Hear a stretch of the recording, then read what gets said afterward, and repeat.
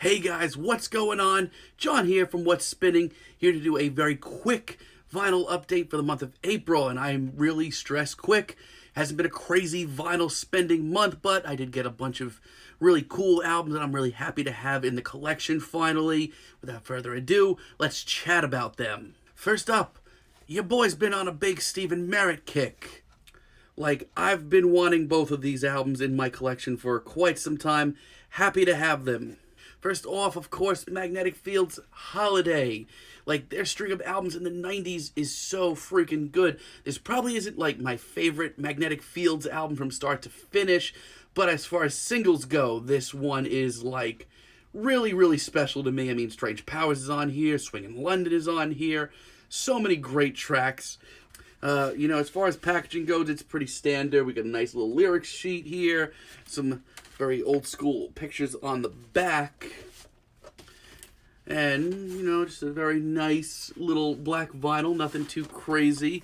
But, I've been meaning to have these albums in my collection for so long, and I finally just said screw it. And, of course, probably my favorite Magnetic Fields album, this is Get Lost. This album, to me, is Magnetic Fields at their peak. Most people go for the 69 Love Songs collection, which is incredible, but sometimes, I'll be honest, I don't have time to listen to 5 discs of material. This, to me, is peak Stephen Merritt. So many of my favorite tracks are on here. Famous is on here. You and Me and the Moon is on here. The Desperate Things You Made Me Do. There's just so many great classic synth pop anthems on here.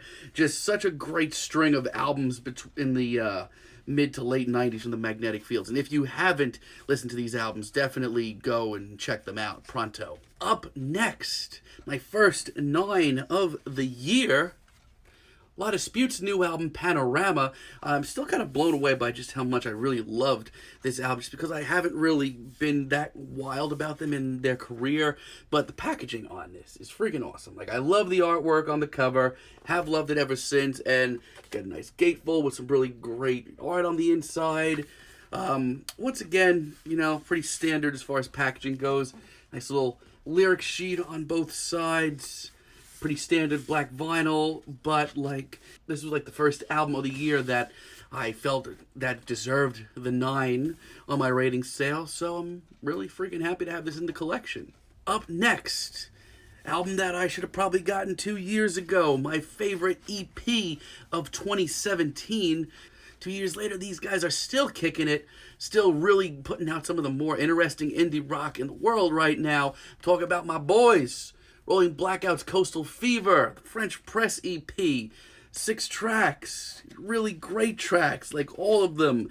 I still stand by it, yeah, they're not doing anything outside the box in indie, nothing too genre defining or anything like that.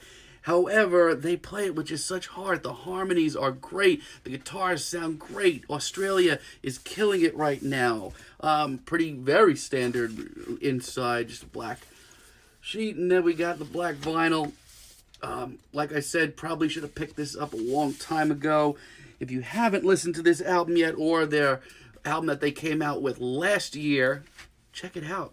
And talk about an album that I should have freaking picked up years ago. The Bandana hype is real right now, so I finally picked up Freddie Gibbs and Madlib's Pinata. It's honestly right up there as far as my favorite rap albums of the last 10 years go. It's right up there with Danny Brown's Triple X and The Life of Pablo and stuff like that. This album right here is so freaking good. I'm not that crazy about Freddie Gibbs on his own, but you want to talk about chemistry between two people. Him and Madlib are on every same wavelength imaginable. It's double LP, they're both black.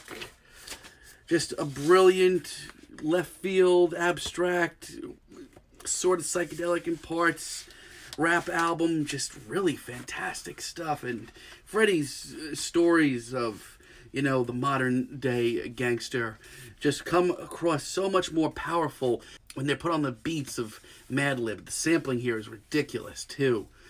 Brilliant album. Up next, one of my other favorites of this year so far, Lowlife, Downer Edition. These guys are like killing it right now.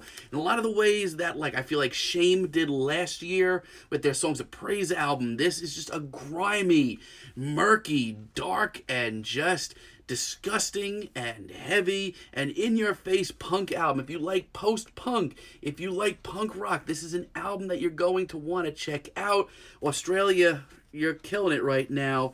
Love the packaging on this. Love the inner gatefold. Love the artwork there. And I'm pretty sure this is just a black vinyl too.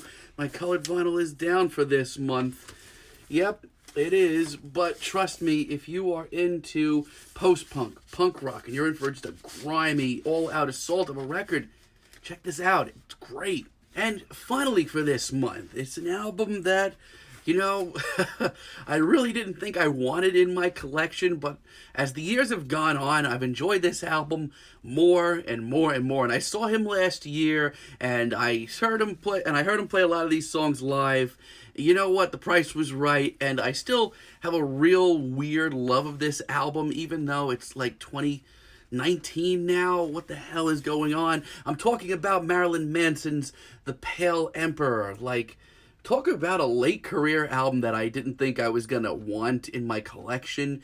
This is a strangely emotional and bluesy and heartbreaking album from one of metal's most iconic figures.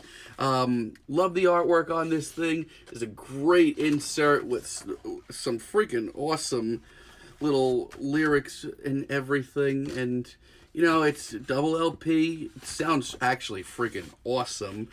Once again, black vinyls, very straightforward, but the price was right. And like I said, if you're a fan of Manson, this isn't what like he was putting out in the 90s, but it's a very strangely bluesy and emotional album that I didn't expect him to come out with in his late career.